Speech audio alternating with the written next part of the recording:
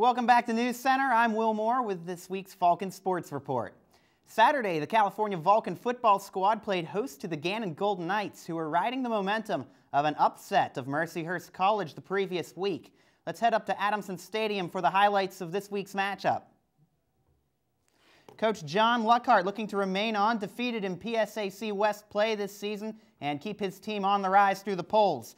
But California would not get going very quickly, as they would go 4 and out on the goal line, and they would turn the ball over to Gannon, who would hand the ball off to Alex Papson, and the defense would bail Cal out quickly. Robbie Green credited with a safety, and it's 2-0 California after the initial miscue.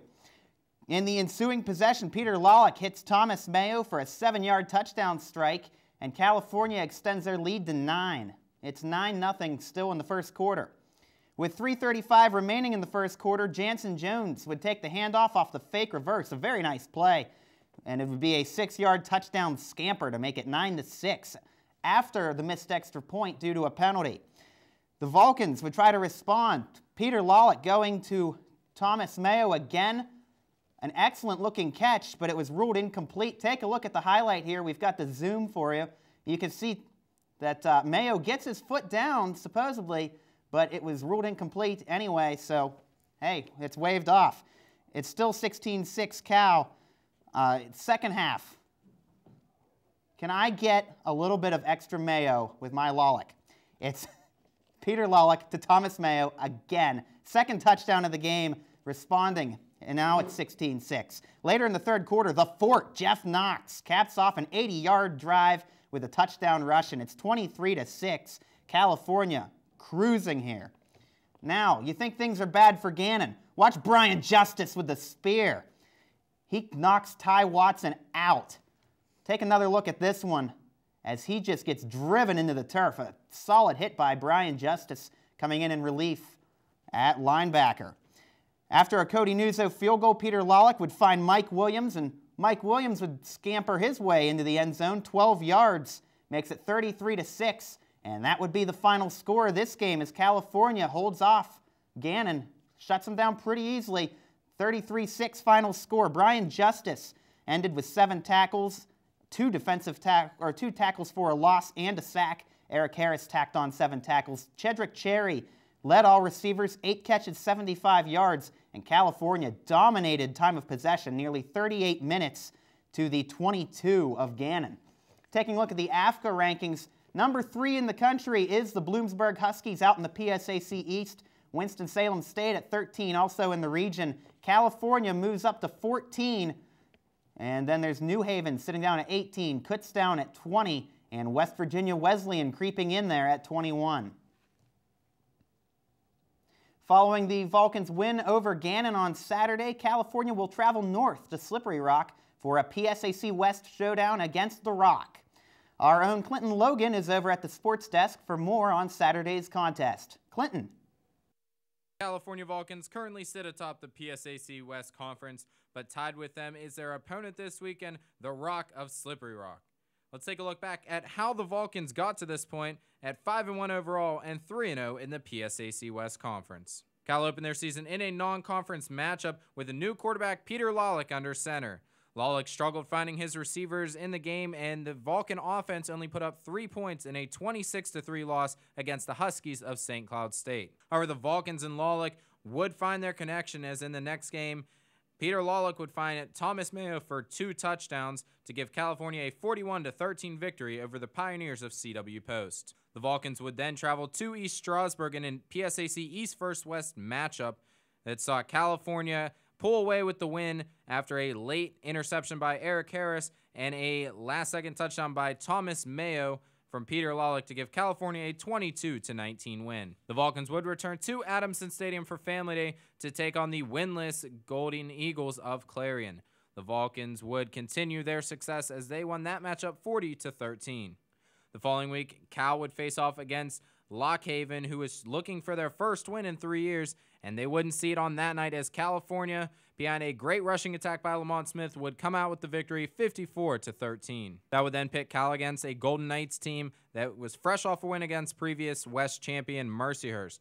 California made it look easy as they had a 24-point second half en route to a 33-6 victory. California's offense will get their biggest test of the year in the Slippery Rock defense, but wide receiver Chedrick Cherry explains why he's not worried.